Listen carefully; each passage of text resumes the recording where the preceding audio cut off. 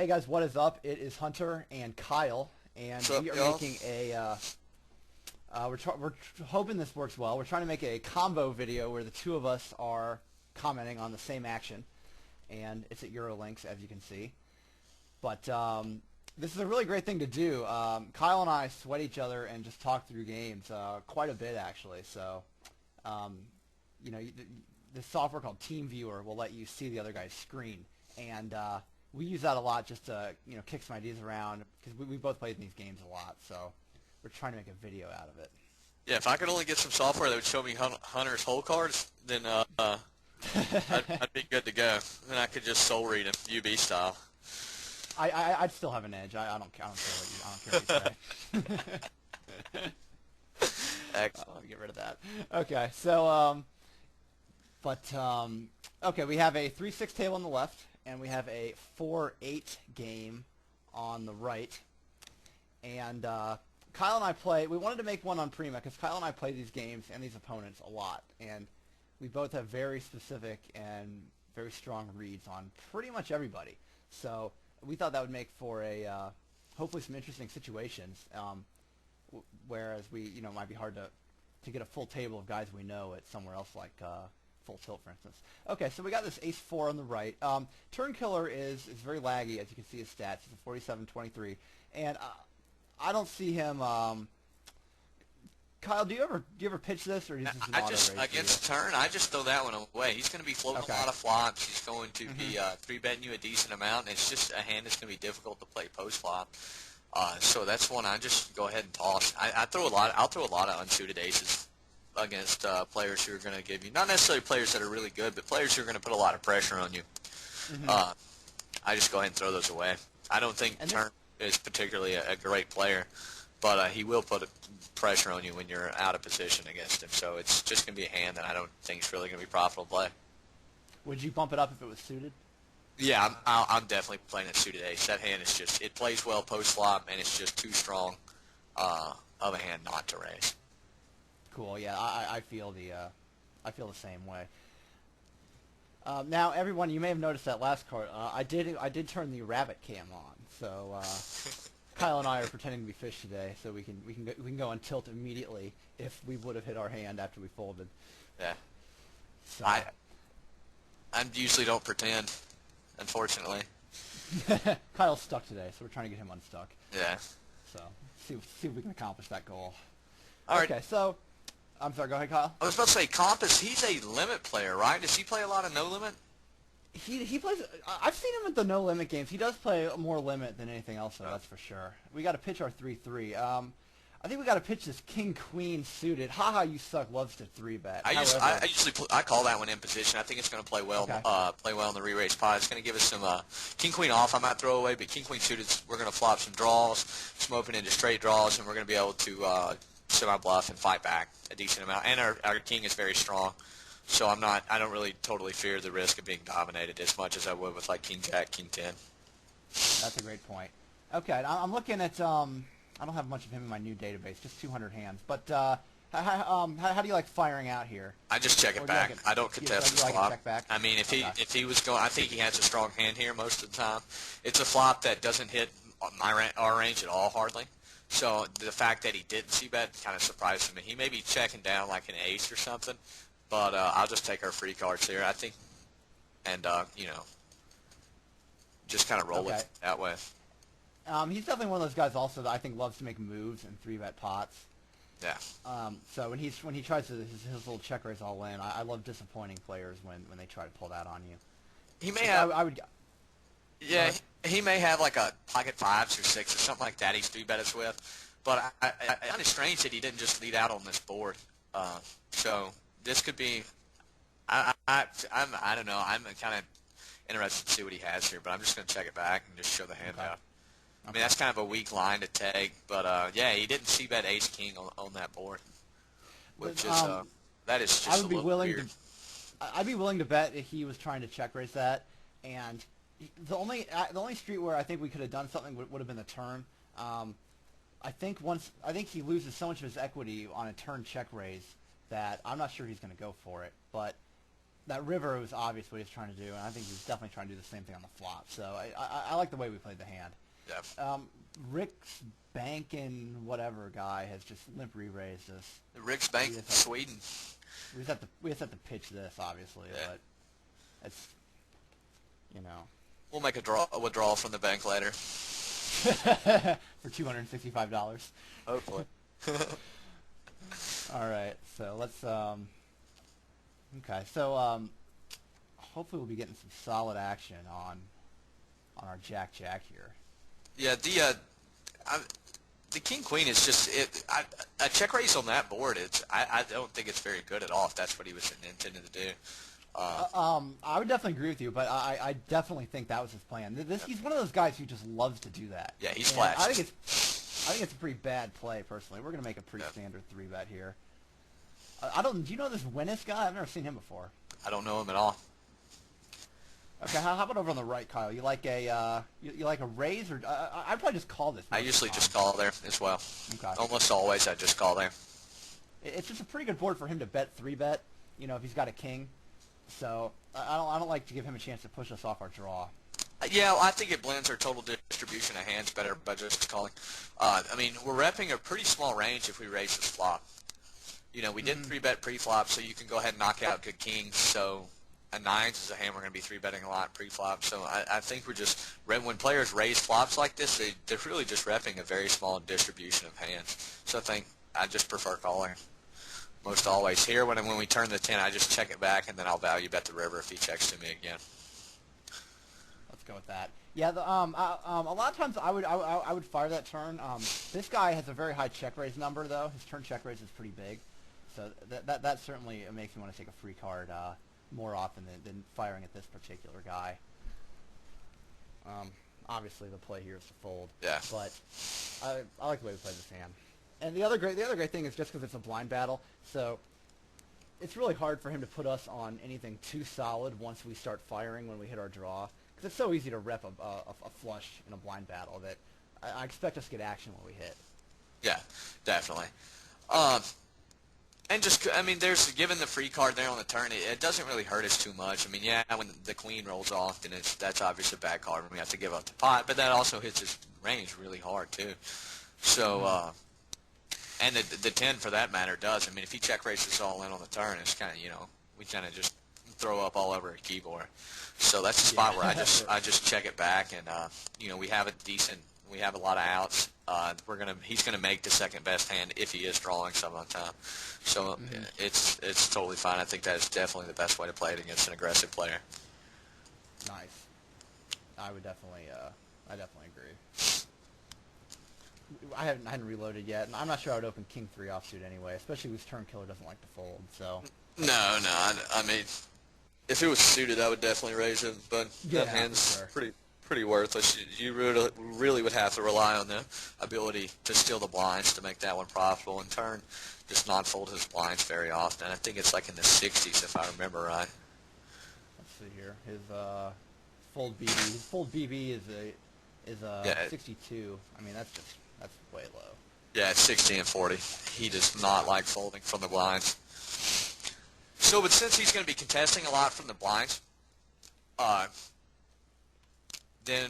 defending a lot from the blinds, we really have to tighten up our opening range and just play stronger hands. The less likely, or let me see the best way to say that is. The more often he does not contest and gives up, then pretty much the more hands we can raise. Yeah, for sure. And what's sort of interesting is he and I have really been battling the last few days.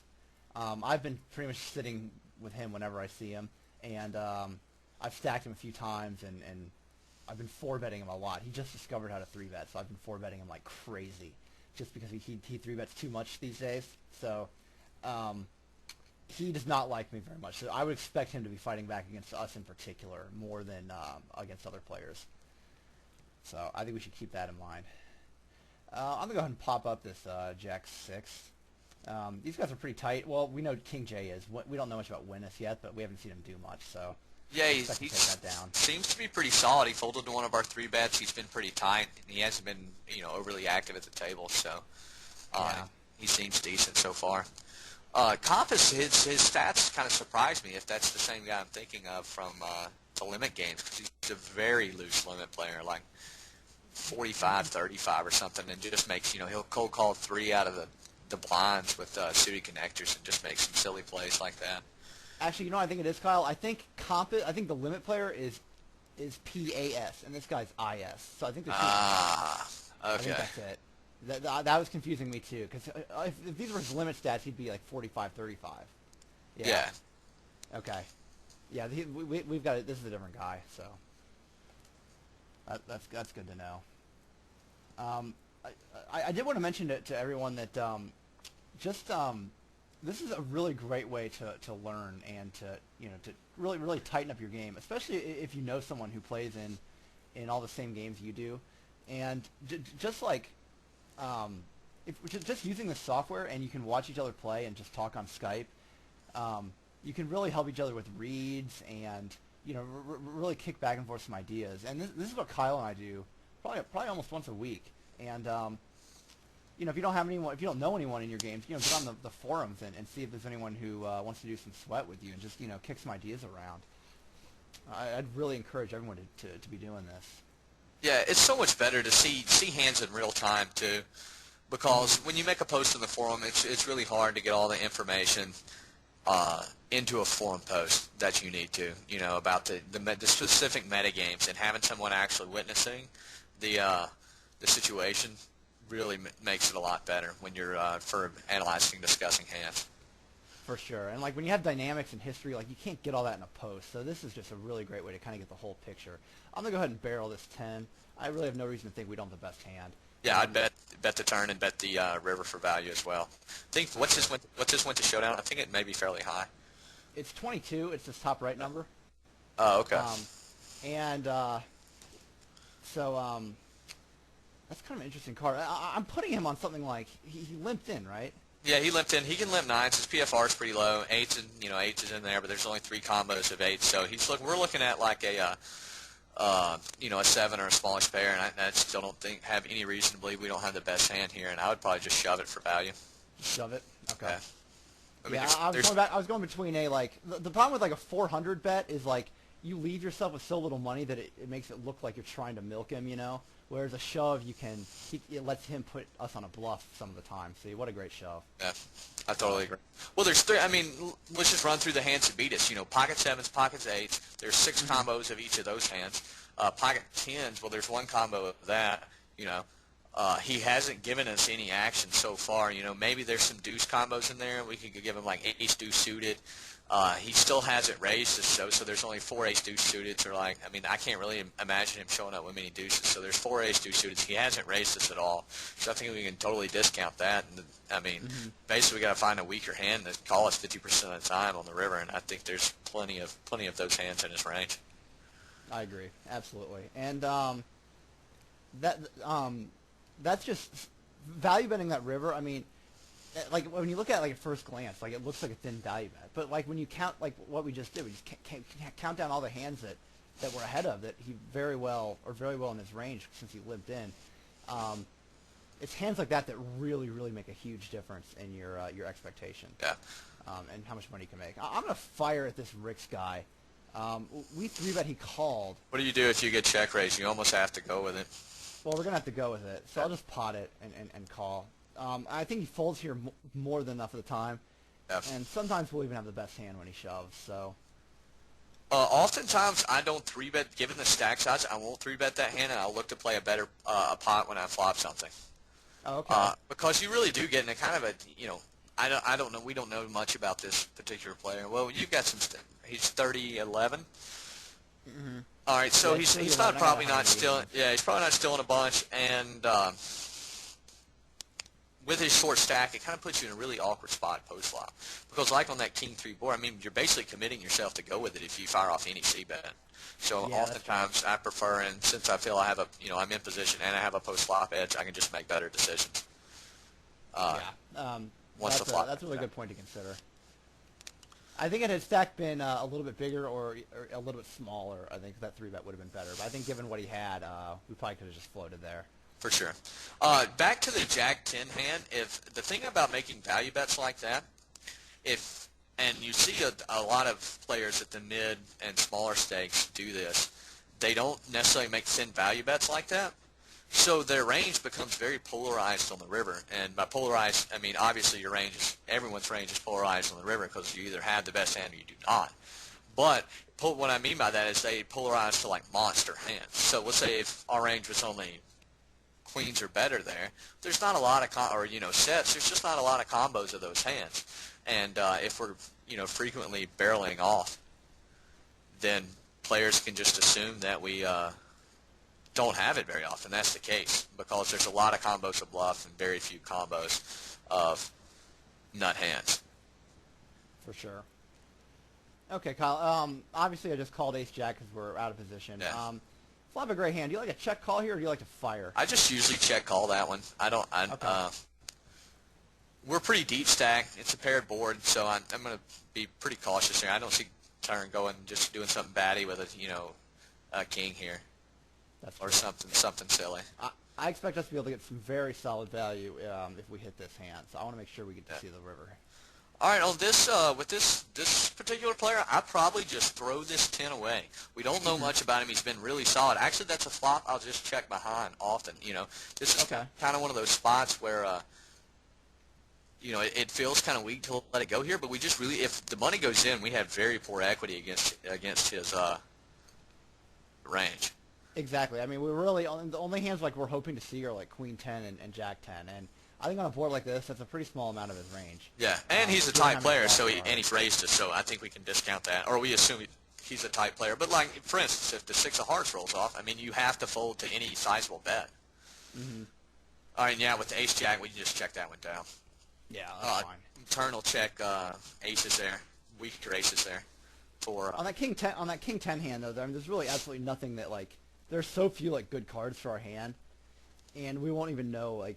And there's so many like. There are also a lot of cards that may look decent, but they're not. Also, his range is just. It's just not that's not a board we want to mess around with. Here I'm just gonna check this, and I'm gonna raise turn with this king queen. Well, with another thing about the ace-jack, one reason I don't like a lead in the board texture is it's kind of our range is pretty polarized there, too. I mean, what hands would we be leading off with? And want to play a 200 blind pot, basically, open trips. That's kind of it. Yeah. And what is he going to raise us off with? So I really feel that we're going to get bluff raised. A high against a good player, it's going to be bluff raising us there. It's an easy flop to contest. It doesn't hit us much. And it puts us, and if he raises, like that flop, for instance, if he raises, what do you do with your ace-jack? I mean, you're too deep to stick it in. Yeah, so absolutely. You really put yourself in a tough situation. And it also balances your range, so you can check call there with jacks, tens, weak kings, hands like that, sevens or whatever, that you want to just try to play a smallish pot with. I think that's well put.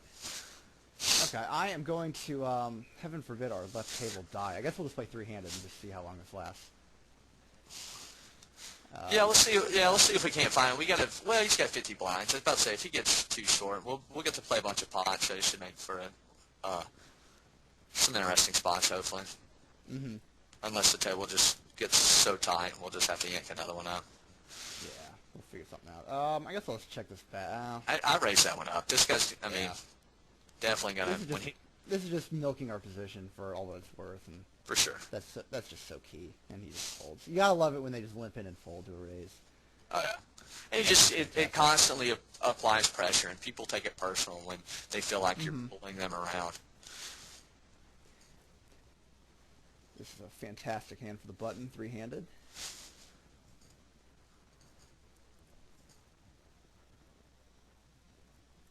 Oh, he's three-betting us. Such a small three-bet. Well, he's short stacked though, so it's actually a fairly decent size. PFR's 11. I think we just throw it that's a good point. Yeah, I mean yeah, that's very true. I mean, we're not even getting 10 to 1. We're getting like 8 to 1. Yeah, implying. And the thing is, Queen Jacks, when the money goes in, you're going to be dominated some. But also, we don't. I mean, yeah, it's three-handed. The ranges are wide or whatever, but we don't know what this guy's three-betting us with. He hasn't really shown a propensity to be like crazy aggressive or anything. Here with the king 10, I just call. Okay, that was gonna be my play as well. And this is not a board I'm looking to really mess around with. So I actually lead this flop a decent amount, or check raise it. I like it actually. You like a lead, okay. I just like pot it or bet, something that looks like where I'm trying to sell a bet 3-bet. Okay, I like that line. Yeah, I mean, big cards are going to be enough of his range here, and this isn't a board that, this is a really scary board for him to bluff raise, just because it looks like we're going to be going with it so often, like you just said. Yeah, exactly. And if he'd have called and that 7 of hearts would have rolled off, I'd have potted it again. This 8-8 hand, I usually call here. We led, or we raised, and now he's donking into us. No, we just floated his raise. We were discussing this other hand. He raised pre-flop, and we just called. Oh, my fault. Yeah, you're absolutely right. Would you do anything other than call here? No, I call it. It's either call or fold. Raise is very bad because if he shoves on us, even Ace King has like something 44% equity or whatever it is. And here on the turn, I just check it back. I think you're going to get check raised all in here a lot. So I just check it back and try to play a smaller spot. Yeah, this is what I've been doing with this situation a lot lately, actually. And here sometimes I'll fire like, Haha You Suck likes to check raise, although I don't know about the river, but a lot of times I'll fire like 65 here or like even 50 just so they'll look us up with ace high. But you have to be pretty sure they're not going to be able to check raise bluff that move. I this guy is capable of that, so I'd probably just check this usually. Really? I fire off a value bet here. I think our hands, there's going to be some hands in there, 5, 6, 7s. I think he can have ace 3s, and we get to apply pressure on him. How much you bet then? I bet like 111, something like that. Okay. I'd also, another thing too, I would also check a club drawback there, and probably bet the river in the same manner. But it just goes to show you, get those thin value bets are so crucial when it comes to balancing and having a good, strong distribution. Nice. Yeah. I think that's a very good point. I'd love to see what he looked us up with. It's Prima, so we don't get to see. Yeah. I just 3-bet this on the left. I think that's pretty standard on a monster flop like this. Yeah, that flop just crushes us. And it's also good, too, because we let in the flop last time, and he may feel that we're a little bullying him around a bit or something and look us up particularly light.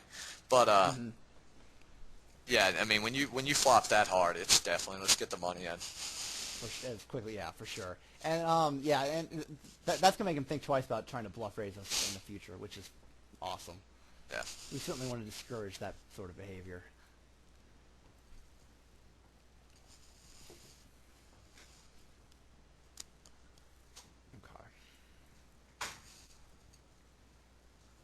All right, so Sonny Crockett, I don't know. I don't play I haven't played 600 in so long. I don't know a lot of the 600 players. But he bought in for 400, so we'll assume he's not very good. Yeah, that's not indicative of a strong player. Yeah. Ever. Spada, actually, I think he short stacks the biggers game some. I think he's pretty tight if I remember right, like an 18-10 guy, but he still short stacks. Yeah, he's not terrible at all. He doesn't add a whole lot of value to the table, but Sonny Crockett's a 19-10. That's surprising, actually. Yeah. Yeah, that's him. Okay. Nothing to do there. That's standard. I think when guys that have taggy stats and they buy in for amounts like that, you'll see it all the time. I'll see guys that'll be playing like 25, 50, and I'll see a guy who I know is like a 1K regular or 2K regular, and they'll buy in for like 2,500. So you know they're going to be a little bit scared money because they're just taking a shot, and they're not comfortable sitting with a full buy-in. And this very well may be the case with this Sonny character. He may be a 400 player or a 300 player, and he doesn't want to, he's not comfortable putting $600 in the pot. So that's definitely something to keep in mind when you're thinking about his hand range. That's a really good point. And for anyone, for anyone who's looking to move up, I think that's an absolutely terrible idea, by the way. Just because, like, that size stack, like, you're going to get yourself into so many, like, tough situations because after you raise, I mean, you're going to be, like, you're going to be on the verge of committing yourself so much sooner that you're going to find yourself in really tough situations. So play a full stack or, God forbid, play a really short stack. I would Don't agree. Play this kind of medium. I would agree unless you're have a lot of experience playing a half stack. So I don't know. I never really played multi-table tournaments, so I'm sure some guys with a lot of experience may do that. But really the only reason I think to move up, and if you're, I mean, you got to look at table conditions. If you've got like a tough player on your left who's going to give you, a tough, laggy player that you're intimidated by, and you got a fish on your right with 50 blinds, go ahead, buy him for 50 blinds, cover the fish, and that's a good point for sure. Yeah. Don't let don't try to take shots at the good players. So that's more my advice. It's not necessarily, it's kind of the fish. I would cover them and then go from there. And if there's not a fish, then you obviously shouldn't be taking a shot. And that also brings up an important point where, like, when you're moving up, you also always want to be in a situation where you can win a lot more than you can lose. So that kind of goes into that. You like a flat call or you like a 3-bet here, Kyle? I kind of like a flat call. All right, yeah, let's do it. I mix it up. It's kind of one of those. My 4-betting game is very metagame based. Yeah, and we haven't done much with him. Yeah. The other great thing, the problem with 4-betting is, like, we're under the gun. He just 3-bet in the small blind. So we've both shown strength. He's just shown a lot of strength. And when we 4-bet, then I'm afraid it defines our hand in this situation because this isn't like a button small blind battle. This is an under the gun versus small blind battle. So it's a totally different dynamic. Now that he checks, though, we're certainly firing. Yeah, I usually bet just like half pot here, and I'm trying to, basically it's an action inducer. I don't know how much he's been paying attention. We've checked back some marginal hands with the 8s, so I don't know if he's aware of that. Dodarin's the multi-tabler, so he probably didn't even pick that up. But I'm going to bet half here, and hopefully he thinks we have a marginal hand, and he may do something silly with overcards. Mm-hmm. Yeah, the reason I think we can definitely bet a little bit more just because we're a little bit deep. So we started the hand with 100 each. Okay, that's a beautiful thing. That's a fist pump. Yeah, see what happens. For sure. Nice. Shows up with queens, which basically the money's going in there anyway. You notice he time banked before he shoved. I would make a note of that. That's a good point. And that's something I like to do. If the guy's going to like time bank and then shove a good hand, he knew he was obviously going to check raise this flop, and instantly when he checked, that was his plan. So, but if he's going to try to fake sell that he has a decision, and you have a note on that, then that can equal strain. Yeah, for sure. He had no decision there at all. So for him to pretend that he did is just completely ridiculous. Yeah, and his 3-bet with queens, often, a lot of times, if it's under the gun raiser's a tight player, it depends on what it's opening. Some tighter players under the gun, they can open like 8-7 suited, 6-7 suited, but if they're under the gun opening range is tight, I don't mind calling with the queens there at all. I really don't either. And the other thing that's kind of interesting is, like, if we had been him and if we had traded spots in that hand and we had the queen and the tight under the gun guy just 4-bet us.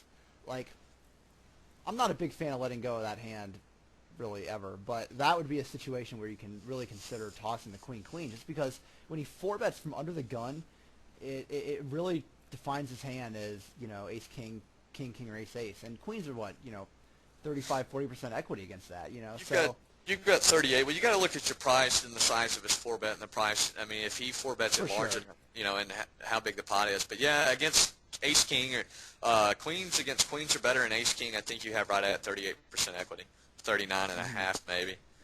It's something like that.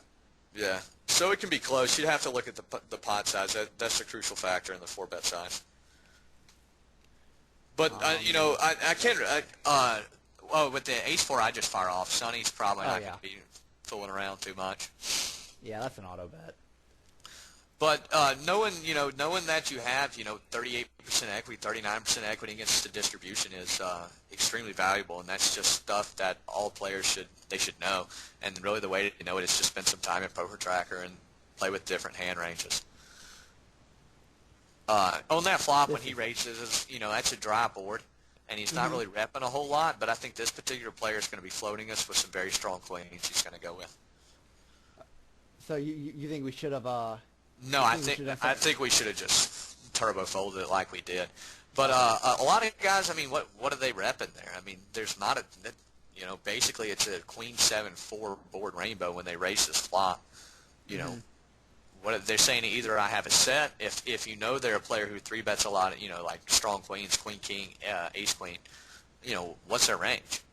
Yeah, like he's definitely a guy who could be cold calling queen, or excuse me, ace queen. For sure. So, okay, so what if we checked it to Dodarin here? It's kind of the same spot as when I can't remember what was his player's name that was sitting in the sitting right next to Bobo Johnny. I mean, when you check on this flop, it's such a good flop to c-bet. You just don't really rep much, I don't think. Well, so it's one I usually just turbo fire off because it doesn't hit either of our ranges that well. That's true, but the reason I went for it is he's not gonna be real happy about the previous hand. His flop aggression is almost 9. His flop aggression is huge, and I just really think we can induce some action by doing this. The question here is now is do we call or check raise? I just check call and make our hand look real marginal and see if he wants to fire off. Maybe like a queen, like a card like that comes off that either A, completes his hand, or B, thinks he gives him the idea that he has some fold equity. So I would think a bit and check it. Yeah.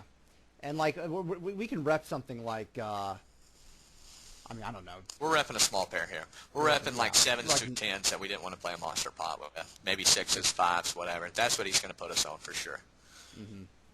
And this is just like the best board ever to slow play. I mean, there's absolutely nothing we're afraid of. So. For sure.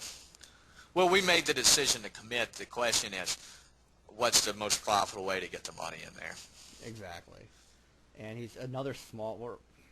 Here I just shove it on him here for sure. Just put it in. And if he has time banked it just like he did. Yeah. If he has open that's so dirty. Whatever. Basically, you check in there. We gave a shot at the 2-outer, so it's to take a free card, a 2-outer, take a free card, but it really doesn't matter. We're not risking much. A 2-outer, I mean, it's going to hit on the turn 4% of the time. So basically, by checking, we cost ourselves 4% of the pot immediately by giving a 2-outer, plus the implied odds they have to get our stack. So, but on the other hand, I think we gain a lot more by inducing action and bluffs.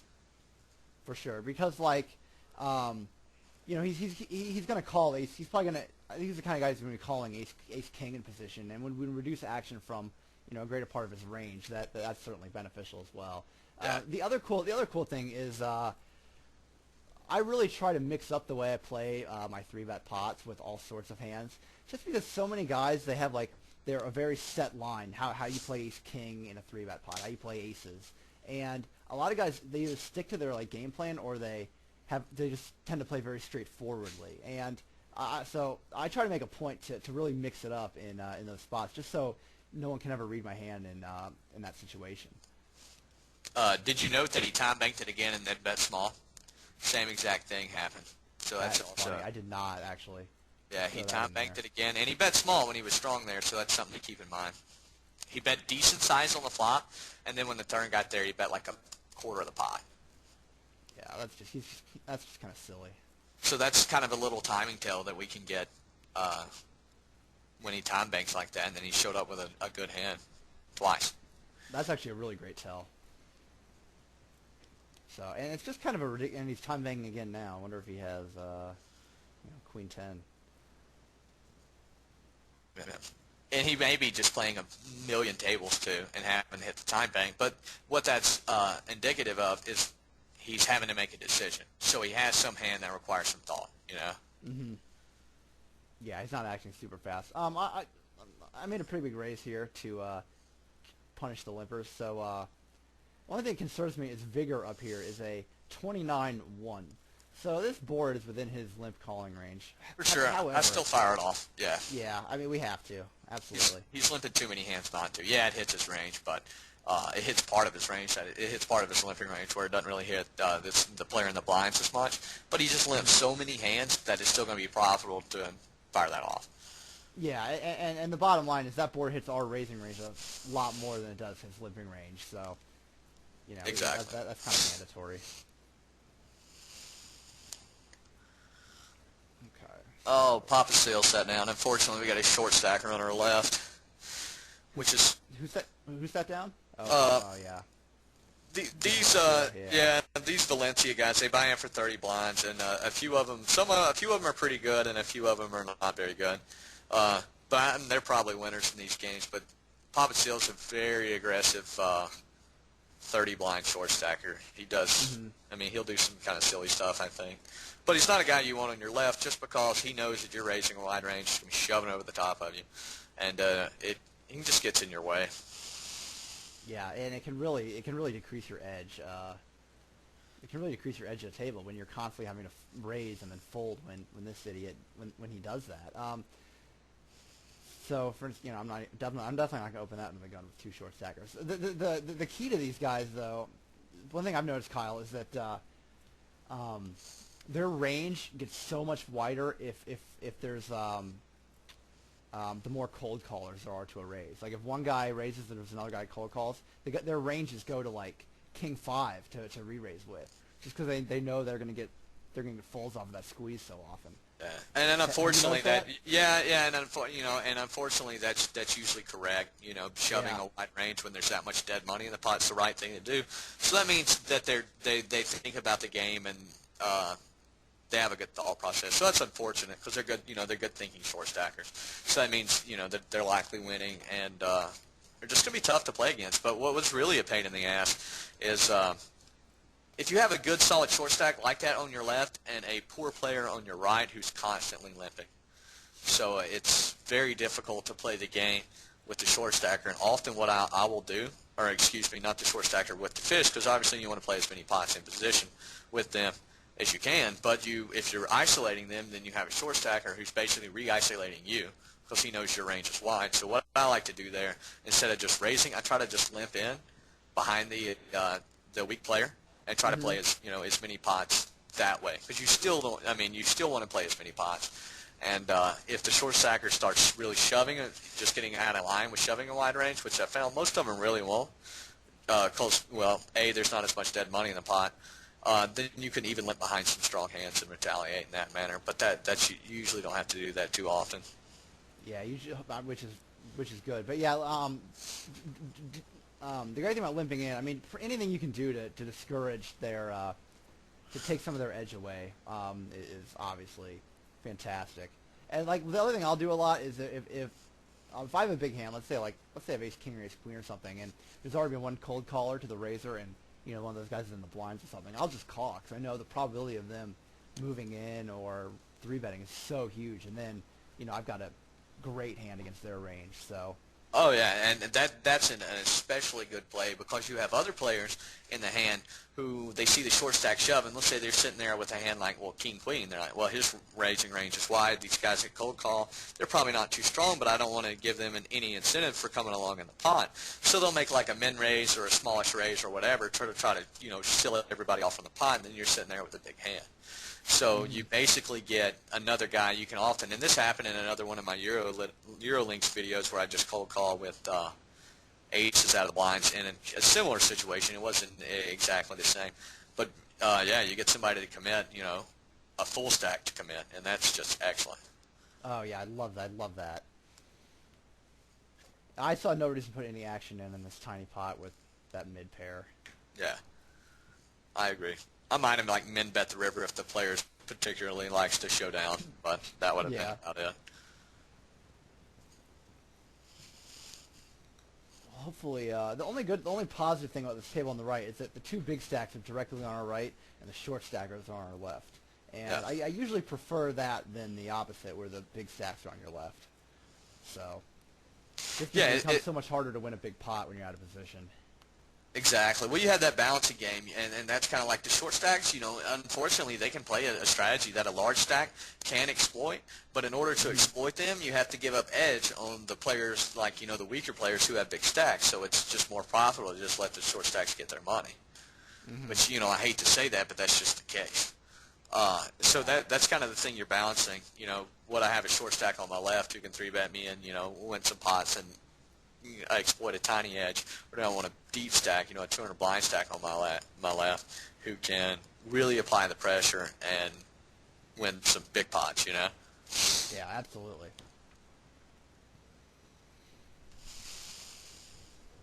Yeah, so unfortunately as a result, we got to tighten up because we don't want to be, raising these guys light. Yeah. Just because we're going to have to be folding too much. Yeah, let's see if we can pull up another table because it'll make for a bit of a dull video since we are going to have to play basically lockdown with the shorties on our left here. Yeah, that's a good point. Let's see what we can come up with here. But we've also got to discuss some good strategy here about dealing with short stacks, and that's just part of that's part of the online game, and it's going to continue to be that. I think I'm probably one of the few players that think short stacks they have the right to sit in there and play the game. So they're not breaking any rules, they're not angle shooting, they're not cheating. So let them sit. Most of them, in my opinion, aren't any good. There's a few players who are particularly good, but most of them aren't that good. Yeah, playing a really good short stack game is not easy. And what I wonder is if you're going to go to the length to do that, why you wouldn't just learn how to play a full stack? But to each his own, I guess. I think short stack is incredibly boring, but Well, a lot of the concepts you have to understand the theory of poker, and a lot of guys will think, oh, I can just short stack and I'll make money, and I don't, I can be a good, I can make a lot of money just short stack, and I don't have to put any work into it. Well, unfortunately, that's not the case. It's just not that easy because you have to think about situations just like you'd have to think about situations deep stack, like these guys that shove lightly when there's more dead money in the pot. If you don't have a concept of hand ranges, then I mean, you're not going to be able to do it successfully. So yeah, and the rake's hot too. Yeah, that's a good point too. So it's not just like a get out of jail free card, so to speak. Okay, well, who do we got on our new table here? We got our buddy Doe Darren again. Belinda is a very underwhelming player, pretty tagged, but nothing special. Underwhelming is a fantastic description. Tilterman? Yeah. I don't recognize Tilterman. Tilterman's a high-stakes player. He used to play high all the time. He's used to play nosebleeds, like 1-2 and 2-4. I don't think he did well at those games. I think he's got beat up. I've played with him a decent amount at 50 and 100. He's like 40-30. He's really aggressive. I don't think his six max game is particularly good, and I don't think his results in the high stakes heads up game were particularly great either.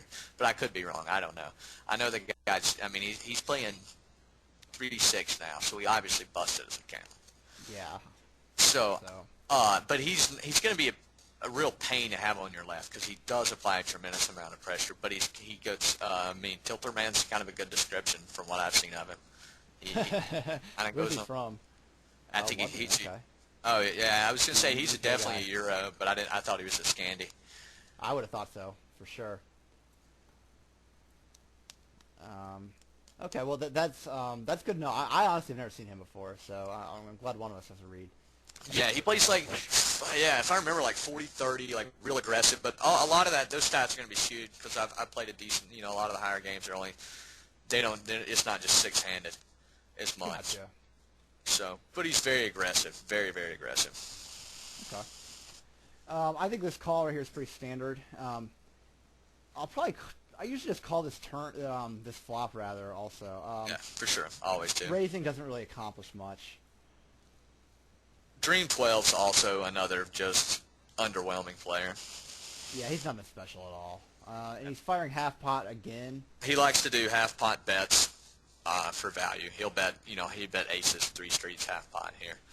I like to show this down. I like a call right here. Yeah. What do you think? I usually just fold it. There's a lot of nasty cards. Any Jack King. I mean, there's a lot of bad cards that are come off in the river, and I think he's pretty strong when he does this. So I just go ahead and throw it away and pitch it here. Playing the river is going to be pretty difficult. We're playing with your money, so we'll go ahead and do that. The reason I'll call that sometimes is because a lot of there are a lot of cards that he won't be comfortable betting the river again, and therefore we'll get a cheap showdown. Yes. So that's why a lot of times I'll call there, especially if I think that he's just kind of full of it, and when he just kind of fires this kind of weakish half pot looking thing, it often doesn't mean a whole lot. So if I think there's a chance we're going to get a cheap showdown, then a lot of times I'll try to get there. But again, folding's not like a big mistake if it is at all. So. Yeah, Hunter, your line is more like against your standard player, but that basically folding that turn was very read based, and I played a decent amount with Dream 12. Okay. He bets there. He'll go three half pot streets there with a lot of strong hand sets, top pair. Oh, will he really? Okay. Yeah. Got you. I haven't played with him a ton, but clearly that was the line then for sure. Yeah, that's kind of his MO is to small bets with good hands. How does he handle a raise? Like, what if we jacked up the turn there? What would he have done? Oh, I'm trying to remember what his winter showdown is. I don't see him folding much to us there. Okay. I mean, God, there's just so many draws out there. I just don't know if he can find a fold with a decent hand. I mean, our hand has pretty good. I mean, it's relatively strong, and turning into a bluff. I mean, we don't have a lot of outs. We got 5 outs. We hope. We probably only have like 3 outs on average when he calls. So it's kind of it's a pretty much just a stone cold bluff there. And Yeah, with all the draws on the board, I don't think we're going to fold out enough hands to make that profitable. Okay. Also, something I want to note: we're playing on a table in euros, and I don't know for all the EuroLinks players out there, the rake is also in euros. So they rake if you play on the dollar sites, they rake $3. But if you play on the euro sites, they rake €3. So basically, you're looking at like a 50 or 65 effective percent increase in rake when you play on the euro tables. And if you're playing high stakes, and obviously that is negligible. Whereas if you're playing like 100 or 200 or 300 no limit, then that is just huge. It will just slice and dice your rate. So I really don't recommend playing the euro tables if you're a small stake, mid stakes player. I wouldn't recommend it until probably 10-20 plus, actually. Yeah, the rake is nasty. All right, this is the second time this particular player's raised us. Third time, actually. And this was a limped pot. He has 2 cards in the big blind as he checked it. So he's deciding to raise us again. I mean, that's just not... 5 deuce, all the 2-pair combos are there, so that's, I'm trying to do it off the top of my head. That will be 18, I think 27 2-pair combos, and all the big flush draws, maybe some better 8s in there. I just throw that one away. I'm not, his flop raise is high, and the fact that he's been raising us, I just go ahead and pitch that. The sets are in there, the low sets. He may not. It's going to be impossible to get to. It's going to be impossible to show the hand down cheaply, and this is just so marginal that there's really nothing. I mean, I think folding is definitely the play. Oh, we would have hit a 9 though. God. Yeah, well, I mean, we get the money in. Yeah, that's kind of the thing. That's kind of like the only card we want to see roll off. Yeah, I mean, that's just a horrible situation. The only reason I was considering doing anything different is just because of the history. And in that case, I'm a 3-bet, and you're bluffing there. I mean, make no mistake. It would be 3-bet and like fold to a shove or something kind of. Yeah, well, that's the thing. He probably shoves all those big draws, so you have equity to call off some of the time. It's just a really nasty spot, and you're out of position. So just go ahead and throw it away. Don't get yourself in a real bad spot here. Agreed. I'm a 3-bet dream here.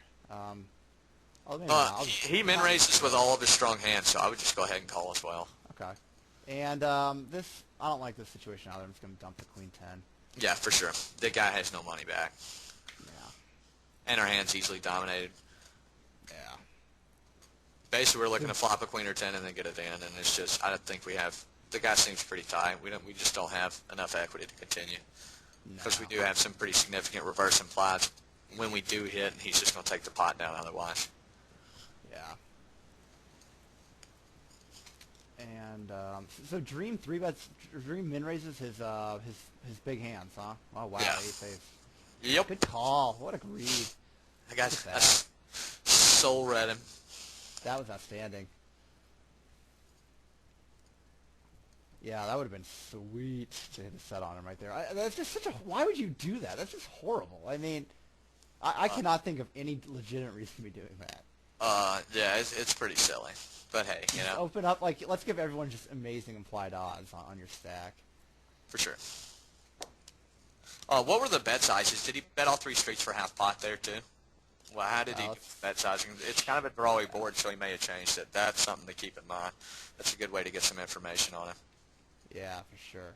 Let me, let's see here. He bet 6-6. Looks like he went pot. I think he potted it. Okay. So and then he went half pot on the turn. Or like 2/3-ish. Yeah. There was 12. So pre-flop there was 50, 40. And then he potted it. And he potted it, then half potted it is what happened. Okay.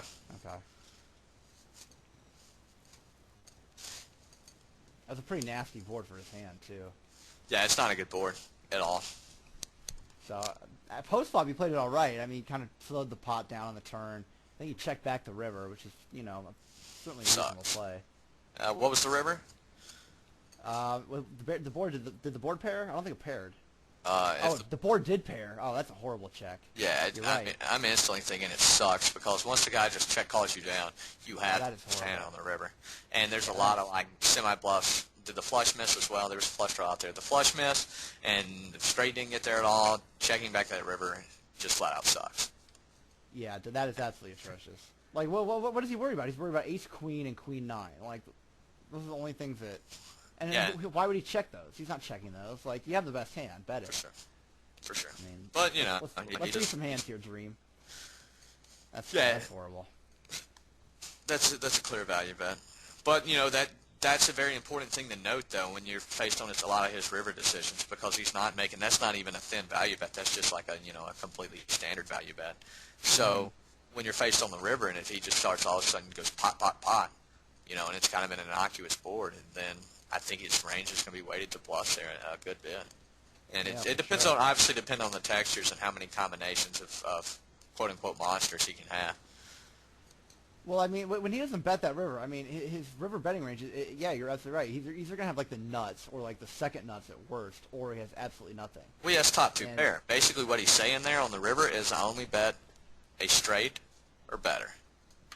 Yeah, exactly. I think I said that wrong. What I meant was when he does start putting in a lot of river action, his range is it's so heavily weighted toward air, you know. Yeah, exactly.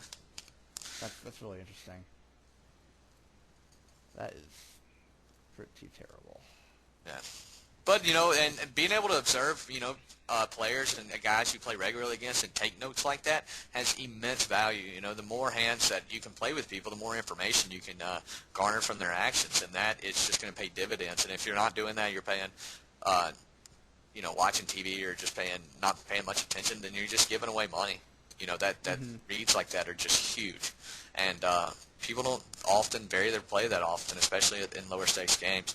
So, you know, getting that information, taking notes, it's just fundamental to being a good winning player. And this is also a really strong argument for not always loading up, you know, 5 or 6 tables and just playing. I mean, like, if we had 6 tables open, odds are we would not have caught that. And that's a huge piece of information that is going to tell us so much about this guy, and we're going to make a ton of money off that in the future. So, you know, that's a really big reason why you should definitely put sessions in where it's just 3 or 4 tables, and you're able to spot things like that. Yep, so, and take notes. Yeah, notes are enormous. All right, so we've been running for like 52 minutes. We'll do another orbit or two and then call it a video. Sure.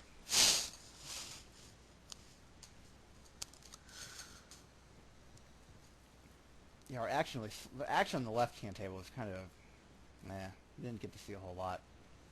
No. Most of these guys are pretty tight. Yeah. But, you know, back to the 9-8 hand with Sonny, it's kind of one of those spots, the guy's raised this 3 or 4 times. We got top pair. It's a drawy board. It's a limp pot. I think a lot of players, especially if they're not used to the aggression of mid-stakes games, will want to fight back there, and it's just a very poor spot because the pot's not big at all compared to the stacks. So it's a very poor spot to fight back, and it's one you just don't want to get a lot of money in, and you just have to grit your teeth, throw your hand away, and find a better spot. You know, that's just a situation that's going to be negative EV.